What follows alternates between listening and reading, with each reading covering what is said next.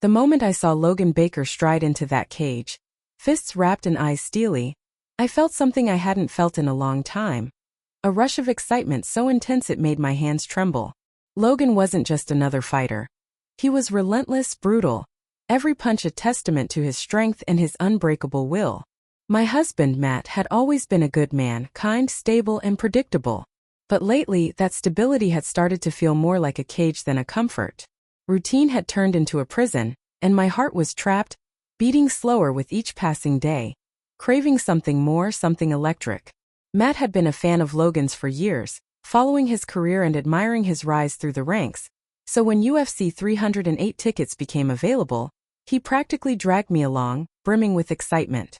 I didn't expect to care much about the fight. I was simply there to support Matt, sharing in his excitement because, well, that's what marriage is about, right? Sharing each other's interests, keeping the peace, and blending your lives into one predictable symphony. But as soon as Logan stepped into the ring, there was an energy about him. Raw, untamed, magnetic, that pulled my focus entirely. The fight itself was brutal and brilliant. Logan dominated his opponent, moving with a deadly grace, like a predator that knew exactly when to strike. Each hit, each move resonated deep within me. By the time he stood victorious, blood-streaked and triumphant, something had shifted inside me. I could feel my heart pounding, adrenaline mingling with something forbidden. A spark, a hunger, a thrill that I hadn't felt in years. After the fight, Matt insisted we wait around, hoping for a chance to meet Logan and maybe get an autograph. He was like a kid, buzzing with excitement, and I went along keeping my thoughts tucked away, feeling guilty for emotions I couldn't name. We waited near the back entrance among a cluster of fans, and as luck would have it, Logan came out, still looking every bit the warrior, his intense gaze scanning the crowd. When his eyes met mine, I felt a jolt, as if he could see straight through me, peeling back every layer until there was nothing left but bare desire. I looked away quickly, trying to keep my composure, but my heart was racing, and every rational thought slipped through my fingers.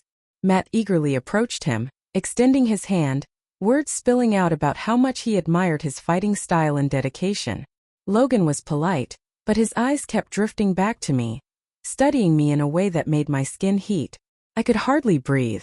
He didn't say anything outright, but his gaze was enough to shatter the foundation of everything I thought I knew about myself. After a few minutes of small talk, Logan said he was headed to a nearby bar with some friends to celebrate, and to my surprise, he invited us along. Matt agreed immediately, thrilled at the idea of having a drink with his hero. The bar was packed, but Logan's entourage made room for us, and soon we were surrounded by the kind of people who lived and breathed the fight life.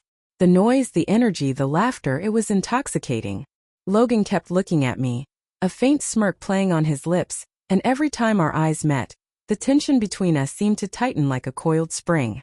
I tried to focus on Matt, on the conversation, but Logan's presence was overwhelming, pulling me in like a gravitational force. Hours passed in a haze of laughter and drinks. Logan had moved closer to me, his arm brushing against mine, his voice low and smooth as he spoke to me, his words carrying an undertone that was unmistakable. My mind screamed for me to stop, to pull away, to remember my vows, but my body had other plans. When he leaned in, his breath warm against my ear as he asked if I wanted to step outside for some air, I barely hesitated. Once we were outside, the night air cool against my flushed skin, the reality of what I was doing hit me, but Logan's eyes held me captive. We didn't speak. We didn't need to. He stepped closer, his fingers brushing a strand of hair away from my face, and every nerve in my body came alive. I knew it was wrong. I knew that Matt was inside, blissfully unaware, trusting me. But at that moment, the only thing I cared about was the man standing in front of me. The kiss was inevitable. He pulled me close, his hands firm on my waist, his lips capturing mine with a hunger that mirrored my own. I melted into him, forgetting everything but the feel of his body pressed against mine, the way his fingers traced a line up my spine, igniting something in me that had been dormant for too long. It was fierce, unrestrained, and in that moment I didn't care about consequences. When I finally pulled back, breathless, reality began to creep back in, but the guilt was drowned out by a deep, simmering satisfaction. Logan's eyes held mine, and I knew he felt it too, that connection, that undeniable chemistry. We didn't speak of it, but everything was said in that one look. He gave me a small, knowing smile before we walked back inside, slipping back into the crowd, back into our roles. The drive home with Matt was a blur. He was talking about the night, about how incredible it was to meet Logan, but his words barely registered. All I could think about was Logan's touch, his kiss, the way he made me feel alive. The guilt settled in later, gnawing at the edges of my mind, but a part of me clung to that night, to the way he looked at me, the way he saw me in a way that no one else ever had. Since that night, I've gone through the motions trying to shake off the lingering memory of Logan. But every time I close my eyes, I can still feel his touch, his kiss, the rush of that stolen moment. It's a secret I carry alone, a reminder of the thrill, the danger, the feeling of being alive. And despite the guilt, despite everything, a part of me would do it all over again. The days that followed were a blur of guilt and longing, a tangled mess of emotions that I couldn't seem to shake. Every time Matt smiled at me, every time he reached out to hold my hand, I felt an overwhelming sense of shame. But then, just as suddenly, that shame would turn to a painful, almost desperate yearning, a memory of Logan's touch, of his intensity, and how he'd made me feel alive in a way I hadn't felt in years. Matt went on with life as if nothing had changed, his focus back on work, our routines ticking along like clockwork. He'd been especially happy after UFC 308, constantly talking about the experience, even replaying parts of Logan's fight over and over, reliving the adrenaline. And while he was lost in his memories, I was lost in mine, drifting between guilt and something darker, something addictive. It was around 2 weeks after that night when I received a message. I was in the kitchen, scrolling through emails on my phone, half paying attention to the mundane list of grocery needs Matt had jotted down. I nearly dropped my phone when I saw his name appear on the screen. Logan. He'd somehow found me. The message was simple. You left too soon. My heart pounded and I could feel my cheeks flush as I stared at the message, my mind racing. There was a small part of me that wanted to delete it, to close this door before it went any further. But curiosity, or maybe a twisted need to feel that thrill again, got the better of me. I typed a short reply, barely breathing as I sent it. Did I? There was no mistaking his meaning in his response. I haven't been able to stop thinking about you. That line lingered in my mind, blurring the boundaries I've been trying to hold on to. I couldn't deny that the feeling was mutual. Just a simple message from him had reignited something I'd been trying to bury, sparking a fire I couldn't seem to control. In the days that followed, our messages became more frequent, though we kept them short, almost cautious. I kept telling myself I'd stop, that I wouldn't let it go any further. But every text, every word from him felt like a dose of the excitement I'd been craving. He was careful too, keeping things vague. Yet every exchange was laced with an intensity that seemed to seep through the screen. Then one evening I was alone at home.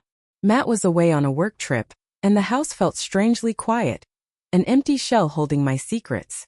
I sat by the window, phone in hand, torn between wanting to hear from Logan and fearing that he might actually reach out. But as if he'd read my mind, my phone buzzed. I glanced down to see his name and my heart skipped a beat. This time his message was different. It wasn't vague or cautious. Meet me, it read, followed by the name of a hotel downtown. I knew I should ignore it. I knew that opening that door would only lead to a place I might not be able to return from. But sitting there alone in the quiet of the house, I felt the weight of my life pressing down on me. The routine, the obligations, the expectations. And I was tired of being the person everyone expected me to be.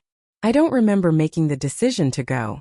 It was as if my body moved on its own, dressing, grabbing my keys and heading out the door. The drive to the hotel felt surreal, my hands gripping the steering wheel, my mind racing with a million thoughts and none at all. Part of me kept waiting for that sudden wave of guilt, something to make me turn around to go back to my safe, predictable life. But it never came.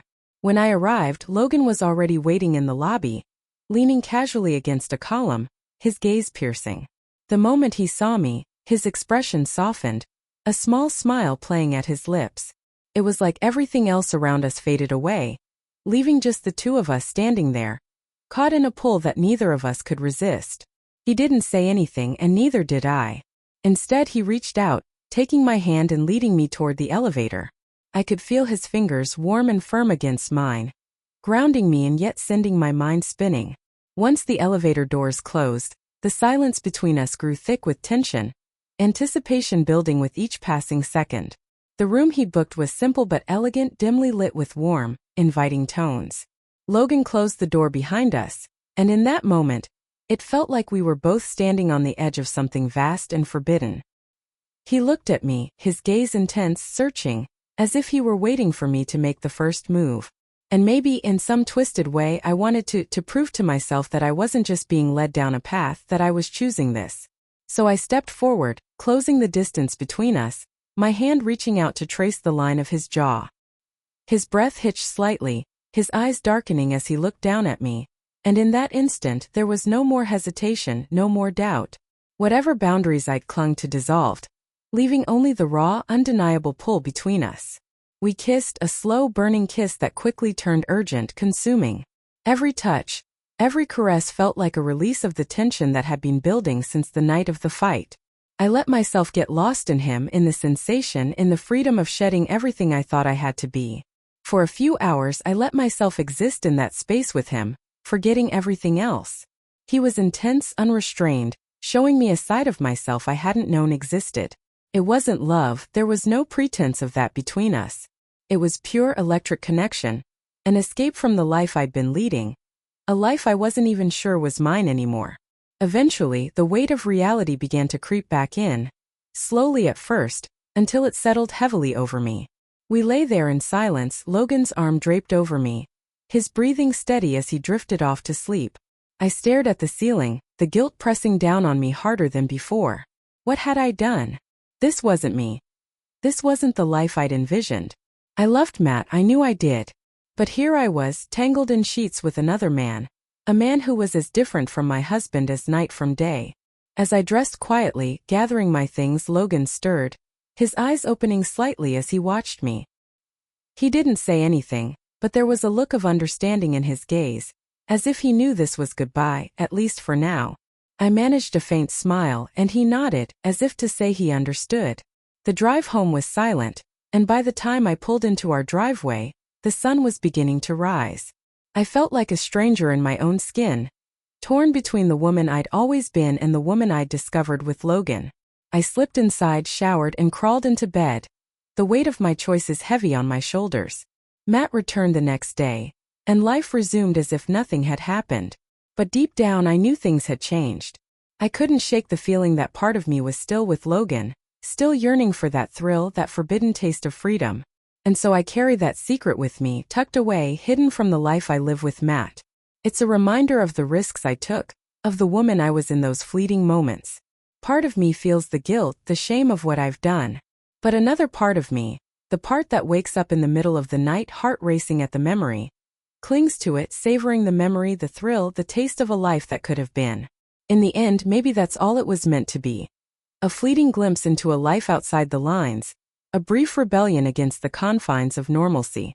I don't know if I'll ever see Logan again, but a part of me will always carry that night with him, the memory of his touch, the thrill of stepping into the unknown and feeling, for just a moment, utterly and completely alive. The days slipped by, and on the surface everything went back to normal. Matt and I resumed our routines, our evenings spent watching shows on the couch, our weekends with friends, our quiet dinners together. But beneath it all, a secret throbbed in my chest, like an invisible wound I couldn't quite heal. Logan's memory lingered like a forbidden song in the back of my mind, playing over and over, each note as thrilling and addictive as the first. I kept telling myself it was over, that what happened with Logan had been a brief escape, a single reckless night that would stay locked in the past. And for a while I almost believed it. But then late one evening, just as I was beginning to let go, my phone buzzed. It was a message from an unknown number, and my heart leapt, even before I opened it. "Are you free tomorrow?" I stared at the message, my pulse racing. I knew it was Logan. And just like that, all the walls I'd built up over the past few weeks came crashing down. A part of me wanted to delete the message, to pretend I'd never seen it. But instead, I found myself typing a reply, my fingers moving as if they had a mind of their own. "Where?" The response came quickly. "I'll send you the address." The next day felt endless, a blur of tasks and small talk that barely registered. I could hardly concentrate, my mind drifting to Logan, to the memory of his touch, the fire that burned between us. I tried to focus to convince myself that I was making a mistake, but every thought, every logical reason was drowned out by the pull I felt toward him. It was as if he'd unlocked something in me that I couldn't put back. A hunger I didn't know how to control. When the time came, I drove to the address he'd sent. A small, secluded cabin on the outskirts of town. My hands trembled as I parked the car. My mind a mix of guilt, excitement, and anticipation. I knew this was dangerous, that I was playing with fire. But as I stepped out of the car and saw Logan waiting for me on the porch, all my doubts melted away. He looked at me with that same intensity, his gaze steady, unwavering, as if he knew exactly why I was there and exactly what was going to happen. I didn't even have a chance to say a word before he pulled me into his arms, his mouth capturing mine in a kiss that was anything but gentle. It was hungry, raw, a silent understanding passing between us. We both knew we were crossing lines that couldn't be uncrossed, but neither of us cared. The hours that followed were a blur. A whirlwind of passion and heat that left me breathless, feeling more alive than I had in years. Logan was intense, unrestrained, his touch igniting something deep inside me, something wild and free. With him, I felt like a different person, a version of myself I barely recognized but craved with a desperation that terrified me. We lay tangled together as the sun began to set, the room cast in a warm golden light. For a while, neither of us spoke, content to let the silence linger. I traced patterns on his chest, feeling the rise and fall of his breath, wondering if he felt the same pull, the same unexplainable connection. Part of me wanted to ask him to make sense of whatever it was between us, but I knew there were no easy answers. Logan was a fighter, a man who lived for the thrill, for the moment. And maybe that's all this was, a moment, a brief escape from reality. As the light outside faded into dusk, I finally dressed, the weight of reality pressing down on me. Logan watched me silently, his expression unreadable, but as I turned to leave, he reached for my hand, his fingers lingering on mine. There was something almost vulnerable in his gaze, a flicker of something more, and for a brief second, I wondered if he felt the same emptiness I did, the same restless ache. "Will I see you again?" he asked, his voice low, almost hesitant. I hesitated, the logical part of me screaming to walk away, to end things here before it went any further. But the pull was too strong, the lure of him too intoxicating. So I nodded, barely trusting myself to speak, and left without another word. From that day on, my life became a balancing act. I went through the motions with Matt, keeping up the facade, pretending that nothing had changed, even as I continued seeing Logan in secret. Each time we met, the connection between us grew deeper, more intense, and I found myself longing for him in a way I couldn't explain. He was my escape, my forbidden thrill. The one place where I could shed the mask and be someone else, if only for a little while. But with every meeting, the weight of the lies grew heavier. Matt began to notice the changes in me. The late nights, the vague excuses, the way I sometimes drifted off, lost in thoughts I couldn't share. He tried to be patient, to reach out, but I kept him at arm's length, afraid that if he looked too closely, he'd see the truth. One evening, as I was getting ready to leave, Matt stopped me, his expression serious, concerned. "You've been distant," he said, his voice soft, as if he were afraid of pushing me too far. "I feel like you're slipping away from me." His words hit me like a punch to the gut, the guilt surging up so strong I could hardly breathe. I wanted to tell him everything, to confess, to explain that it wasn't about him, that it was about something inside me, a restless, aching need that I didn't know how to satisfy. But the words stuck in my throat, and instead I reached out, taking his hand, giving him a faint smile. "I'm just going through something," I said, my voice barely a whisper. "But I'm here. I'm still here." He looked at me, his eyes searching, and for a moment I thought he might press me, might demand to know the truth. But then he nodded, squeezing my hand, his faith in me breaking my heart all over again. I left that night feeling more conflicted than ever, the lines between my double life blurring, the weight of my choices pressing down on me. Part of me wanted to end things with Logan, to cut him off, to go back to the safe, steady life I'd built with Matt. But another part of me, the part that craved the thrill, the excitement, couldn't let go. In the weeks that followed, the tension between Matt and me only grew. I could feel him pulling away, the trust between us eroding with every lie, every secret meeting with Logan. I tried to keep up the facade, to play the role of the loving wife, but the guilt ate at me, gnawing away at the edges of my conscience. One night, as I lay in bed beside Matt, staring up at the ceiling, I realized that I was standing at a crossroads. I couldn't keep living like this, torn between two worlds, two lives that felt as incompatible as they were intoxicating. I knew I had to make a choice. A choice that would either save my marriage or destroy it completely. In the end, I knew that whatever path I chose, there would be no going back. No way to undo the damage I'd done. And as I lay there in the darkness, the weight of that decision pressed down on me, leaving me feeling more lost, more alone than ever before. The weight of my double life grew heavier with every passing day. And yet, somehow, I couldn't bring myself to let go of either man. Each represented a different part of me, and trying to choose between them felt like trying to cut off a piece of my own soul. With Matt, I had stability, comfort, love, the kind of safe, predictable affection that felt like home. But with Logan, I felt alive, electric, as if I were living in color for the first time. It was exhilarating, addicting, and dangerously close to consuming me whole. Matt was a good man, the kind who would do anything for the people he loved.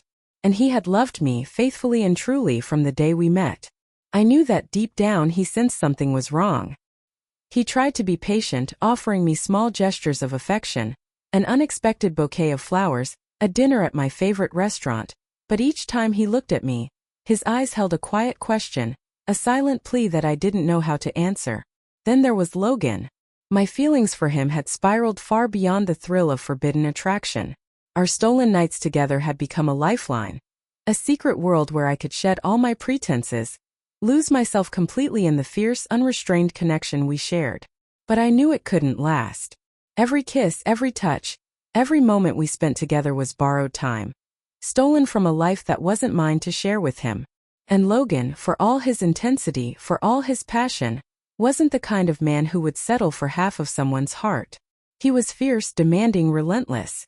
He wanted all of me, and every time I left his side, a part of him grew more insistent, more frustrated. One evening, after another heated night in the secluded cabin Logan and I had made our haven, he finally voiced the question I'd been dreading. "When are you going to leave him?" His voice was low, rough with both desire and frustration, his eyes dark as he looked at me. My heart pounded, his words echoing in my mind. I'd known deep down that this moment would come. Logan was not a man who waited quietly in the wings, content to be someone's secret. He deserved more.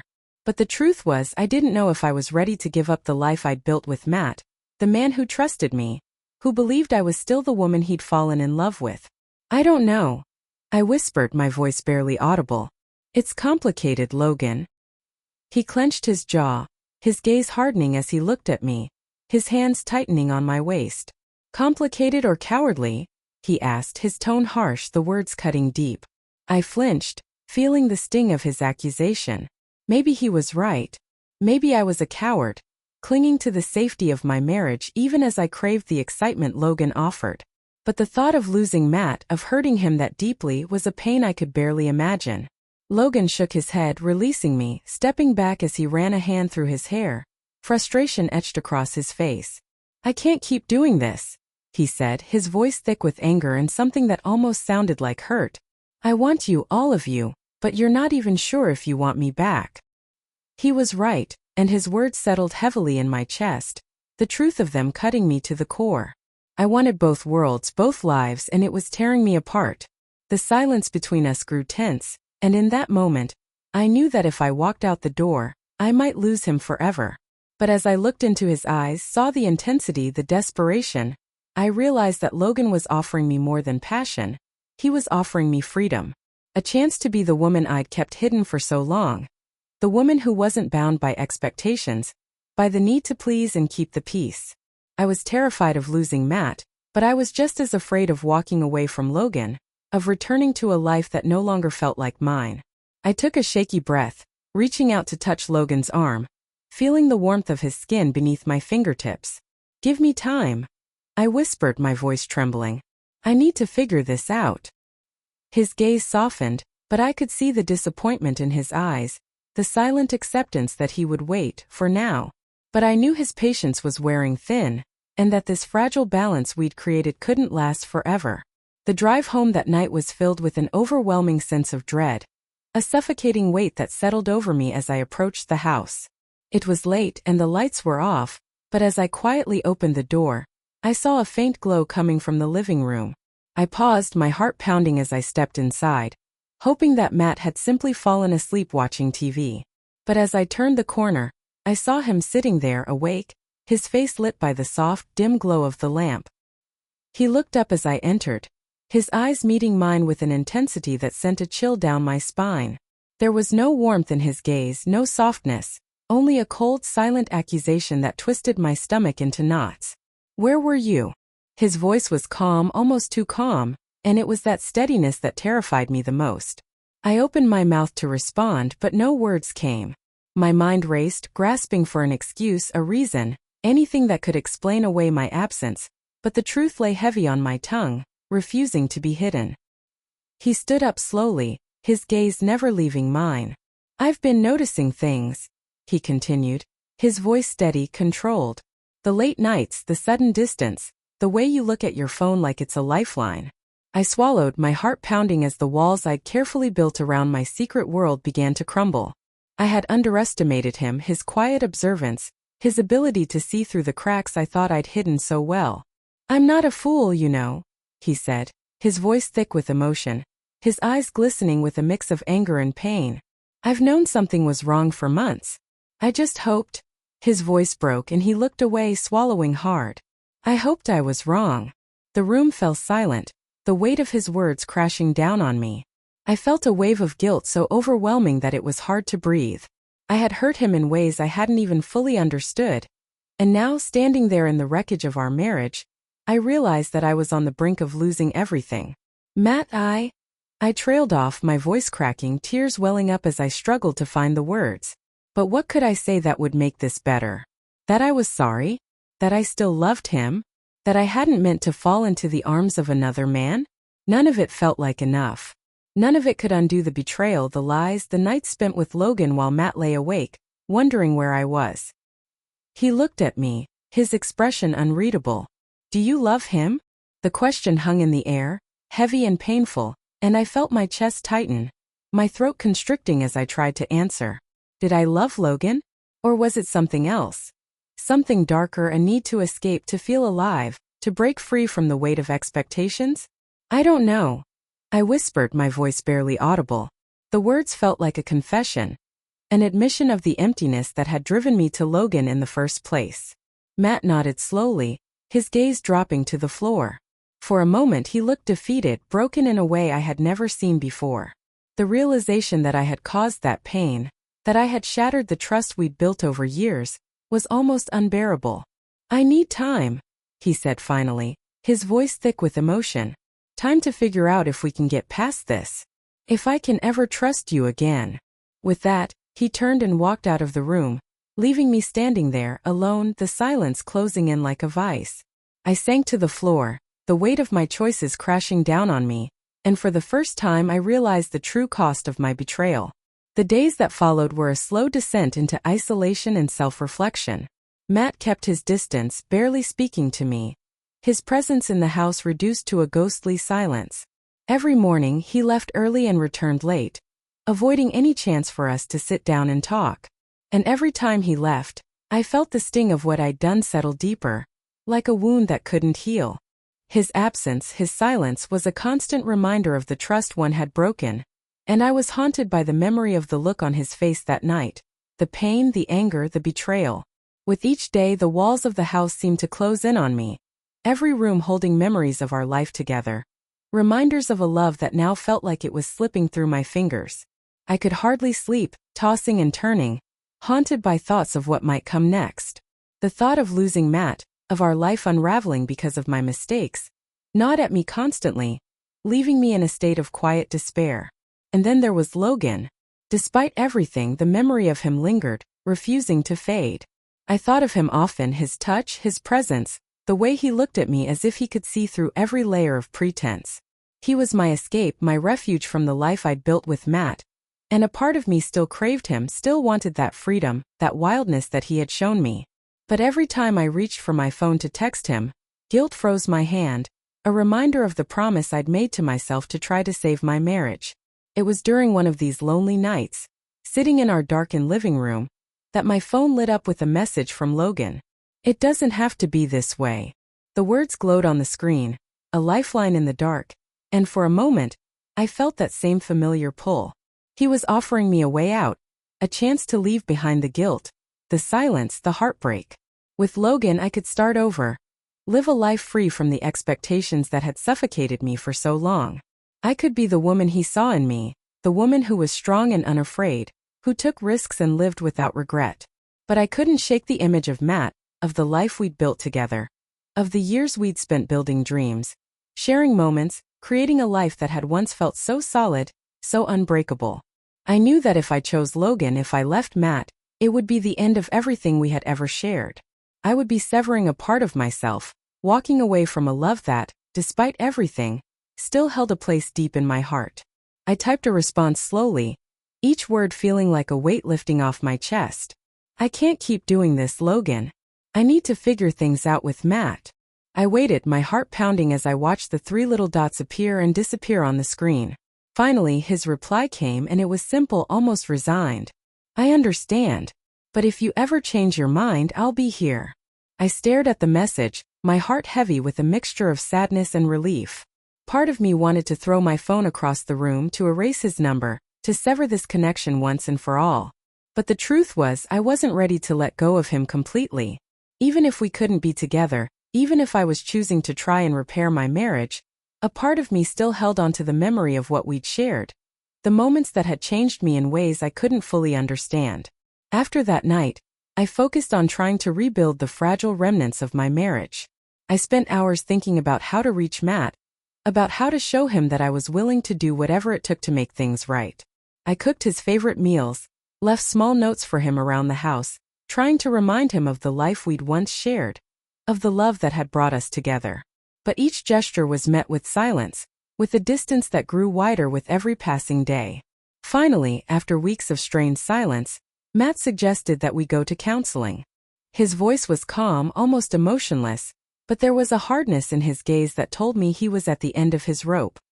He was willing to give me a chance, but it was clear that this was his last effort to save what was left of our marriage.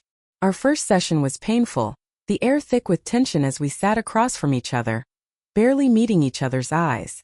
The therapist asked gentle, probing questions, urging us to speak openly about our feelings, about the resentment and hurt that had built up over time. And as Matt spoke, his voice filled with pain and anger, I realized just how deeply I had wounded him. He talked about the nights he'd lain awake, wondering where I was, feeling like a fool for trusting me. He described the growing distance between us, the moments when he tried to reach out, only to be met with my indifference. Each word was a dagger to my heart, a reminder of the damage I had done, of the trust one had shattered. When it was my turn to speak, I struggled to find the words, to explain the emptiness that had driven me to seek solace in Logan's arms. I tried to tell Matt about the restlessness, the feeling of being trapped, of losing myself in a life that felt increasingly hollow. But no matter how I phrased it, my words sounded like excuses, like feeble attempts to justify the unforgivable. The weeks that followed were a roller coaster of emotions. Some days it felt like we were making progress, as if we were finally peeling back the layers of resentment and hurt that had built up between us. Other days the anger would flare up, sharp and raw, as Matt struggled to come to terms with my betrayal. Our therapist encouraged us to be patient, to give each other space, to understand that healing was a slow and painful process. But some nights, as I lay awake beside him, feeling the distance between us like a chasm, I wondered if we were trying to save something that was already broken beyond repair. One evening, after an especially difficult session, Matt suggested we go for a walk. We wandered through the quiet streets, the cool night air wrapping around us as we walked in silence. Finally he stopped, turning to face me, his expression somber. "I need to know one thing," he said, his voice steady but filled with a quiet desperation. "If he hadn't walked away, if he hadn't let you go, would you still be here with me?"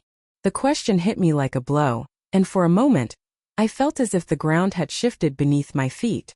I knew that this was the question he'd been carrying all along, the one that had been eating away at him in the quiet moments, the one that he needed answered before he could even think about forgiving me. I looked into his eyes, seeing the vulnerability, the raw, open wound that my betrayal had left behind. And in that moment I knew that there was only one answer I could give, the only truth I could offer. Yes, I whispered, my voice trembling. I would still be here because I choose you, Matt. I choose us. He looked at me, searching my face, his gaze piercing as if he were trying to see past the walls I'd built, past the lies and the mistakes, to find the woman he'd once loved. For a long moment we stood there, suspended in silence, until he finally nodded, a faint glimmer of hope flickering in his eyes. In the weeks that followed, we took tentative steps toward rebuilding our life together. It was slow, painful, filled with moments of doubt and hesitation, but gradually the distance between us began to shrink. We learned to talk openly, to share our fears, our insecurities, the things we'd hidden from each other for so long. And little by little, the wounds began to heal, the scars forming over the broken places we'd torn apart. But even as we moved forward, I knew that the memory of Logan would always linger, a faint, haunting reminder of the choices I'd made, the risks I'd taken, the life I had almost chosen. He was a part of my past now, a ghost that I carried with me, a reminder of the woman I had been and the lessons I had learned. In the end, I realized that love wasn't about chasing thrills or escaping the confines of routine. It was about staying, about fighting through the pain, about choosing each other every single day, even when the choice wasn't easy. And as I looked at Matt, as I felt his hand slip into mine, I knew that I had finally found my way back to the life I had almost lost, to the man who had loved me through the worst of my mistakes.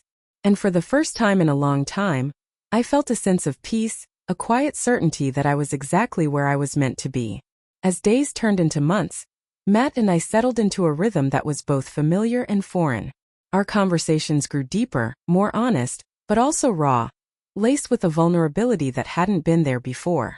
I noticed the ways he held back at times, as though bracing himself against some hidden pain, and I knew he still struggled with trust, with the lingering shadows of betrayal. And in truth, I was struggling too. The memory of Logan continued to haunt me, slipping into my thoughts at unexpected moments, a constant reminder of the hunger, the thrill, that I had found with him and lost just as quickly. There were nights when, after Matt had fallen asleep, I would lie awake, staring at the ceiling, replaying memories of Logan that my heart refused to let go. I wondered where he was, if he had moved on, if he even thought of me at all. It was a strange, lingering ache, neither regret nor longing, but a mixture of both that left me feeling restless and hollow. I kept this side of myself hidden from Matt, guarding it carefully, as if confessing it might undo all the progress we'd made. One rainy afternoon, while cleaning out a box of old letters and keepsakes, I came across a small note from the early days of our relationship. Matt had written it after one of our first fights, a silly disagreement over something I could no longer remember. The note read simply, "I'm always willing to work through it, as long as it's you on the other side." The word struck me deeply, a reminder of the man who had loved me with a steadfastness I hadn't fully appreciated. And yet, the pull of Logan remained, a quiet but relentless yearning that surfaced in my dreams, in the unguarded moments when my mind wandered, reminding me of the parts of myself that I had discovered in his presence.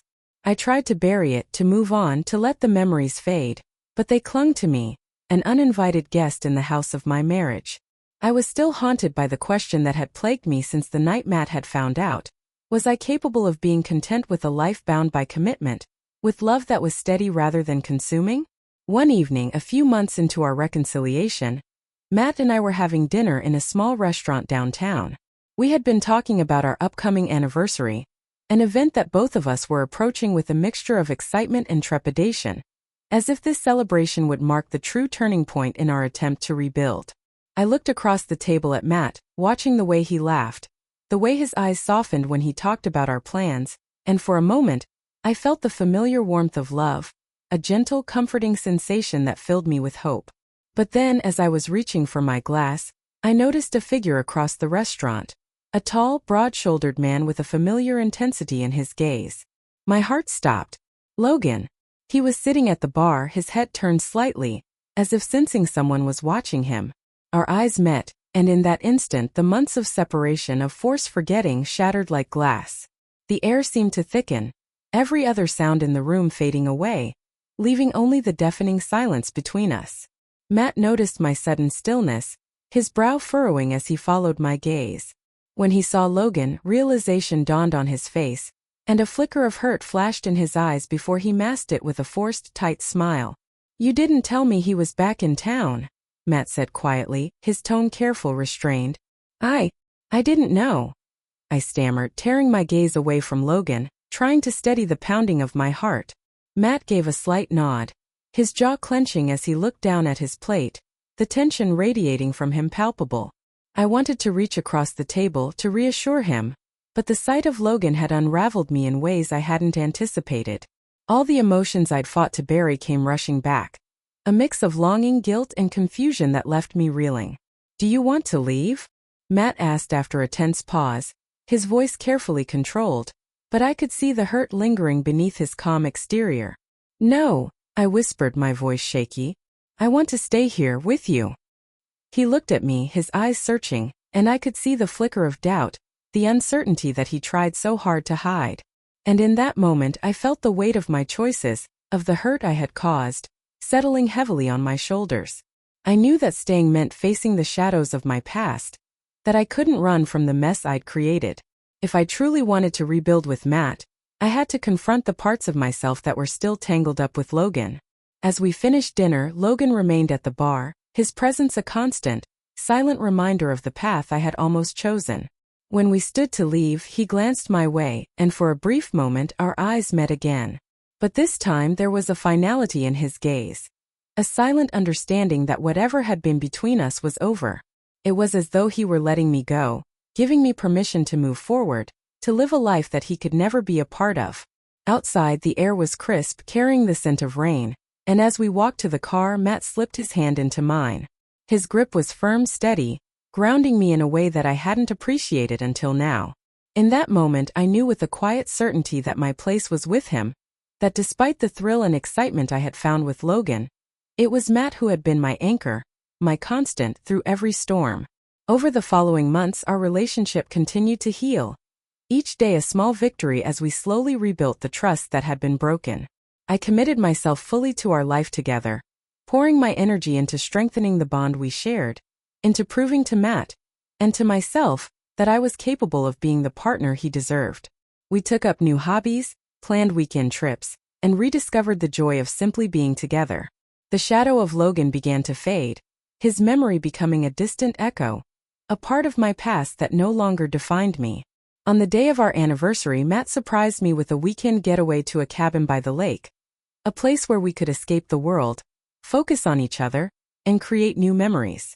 As we stood on the deck watching the sun set over the water, I felt a sense of peace settle over me, a quiet contentment that I hadn't felt in a long time. Matt turned to me, his gaze soft and full of warmth. "Thank you for choosing me," he whispered, his voice filled with emotion. "For fighting for us." Tears pricked at my eyes and I took his hand, squeezing it tightly. "Thank you for forgiving me," I replied, my voice thick with gratitude. "For giving us a second chance." In that moment, as we stood together, wrapped in each other's arms, I knew that I had found my way back to the life that truly mattered. I had lost myself along the way, chasing after fleeting thrills, but in the end it was the quiet, steady love that had brought me home. The scars of my mistakes would always remain, a reminder of the lessons I had learned, but they no longer defined me. As the sun dipped below the horizon, casting the sky in hues of pink and gold, I felt a sense of closure, a final release from the grip of my past. I was ready to move forward, to build a future with Matt, to live a life grounded in love, trust, and the kind of quiet resilience that had seen us through the darkest moments. And as we stood there watching the world around us fade into twilight, I knew that we had found our way back to each other, stronger, wiser, and ready to face whatever the future held together.